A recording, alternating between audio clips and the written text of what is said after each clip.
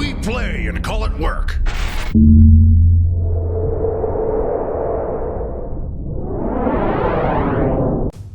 Hey folks, Janene from MiniWarGaming here with another how-to video for ya.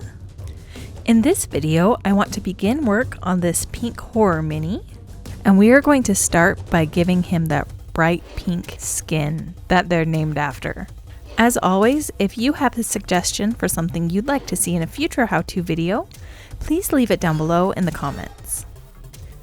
Now this mini has been prepped by priming it black and then spraying it with a very thin coat of Abaddon black paint. The first color we're going to use in this process is going to be Screamer Pink. And we want to apply this by doing a heavy dry brush over all of the mini. I've taken my dry brush, I've removed almost all of the paint from it, and I'm applying it very softly in lots of layered strokes so that I build up the color very smoothly. I found that having too much paint on your brush really makes your dry brush very streaky, and I don't want that on this mini. So I'm just going to use very little paint and build up the color in a very controlled way. I also want to make sure that I tilt the mini so that I can get this color in all of the underside area as well. I don't want to leave anywhere just that pure black. Here's the pink horror after we've coated everything with that Screamer Pink color. Our next layer is going to be with the color Pink Horror. We're going to begin by dry brushing this color onto the mini, and then we're going to smooth it out with a traditional wet brush. I'm going to end up painting a lot of this mini with the color. However, I don't want to cover all of the areas that I painted with the Screamer Pink. I want to leave that darker pink color in the deepest shadows so that I can make sure that there's a full gradient all the way from light to dark. So the areas that I'm going to be mostly concentrating on are going to be the areas that are on top right now. The shoulders, the top of the head, the tip of the tail, the back of the hands, those kind of places.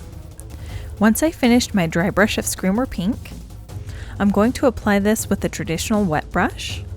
I'm going to do this because as I paint the color on with a wet brush, it's going to be a lot brighter than when I did the dry brush. For this reason, I'm going to be a little bit more selective of where I apply this paint. I'm going to start building my gradient up to the areas that I want to be the brightest. I'm especially going to concentrate on the top of all of the sculpted muscles in these arms and shoulders. Most of them are nice and round, so I just want to make sure that I get the top of that area.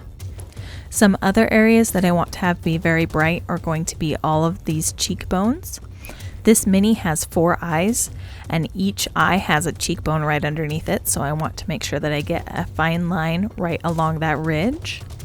I also want to paint all of these little bones on the back of the hand, and then where the jaw is open, there is a defined line in the skin, and I'm going to paint the top of that line and leave the recess a little bit darker so that it becomes even more defined. Once we've finished with our pink horror color, we want to make this an even brighter pink. Our next color is going to be Emperor's Children. We're mixing it with a little bit of Lamian Medium, and we're going to be applying this over about 2/3 of the whole area that we just added the pink horror to. Here's our mini after we finish with the Emperor's Children color. Next, I want to deepen some of the shadows and tint them a little bit. I'm going to do that using Carolbrook Crimson.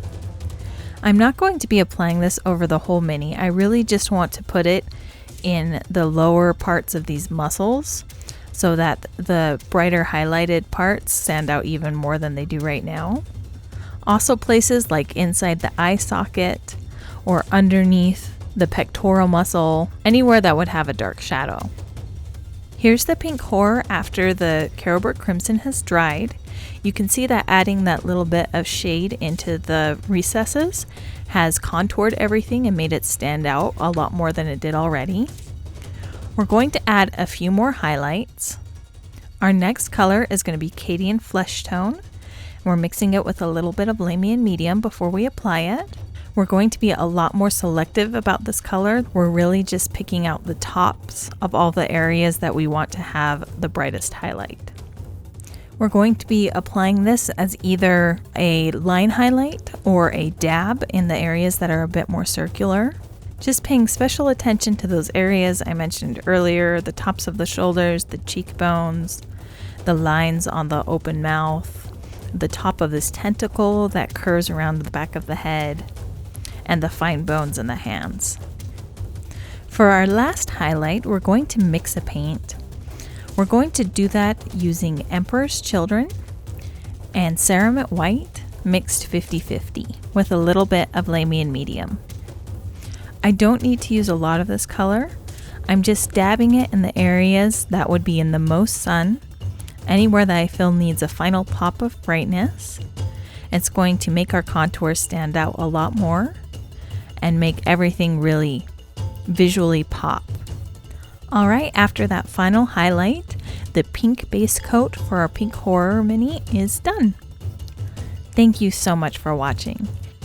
If you'd like to see more how-to videos, I have another one where I paint all of these feathers coming off the mini in the MiniWarGaming Vault in the link down below in the description.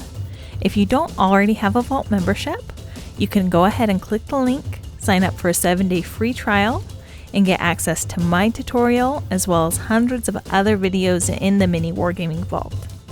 So go ahead, click the link, start your free trial, and happy wargaming!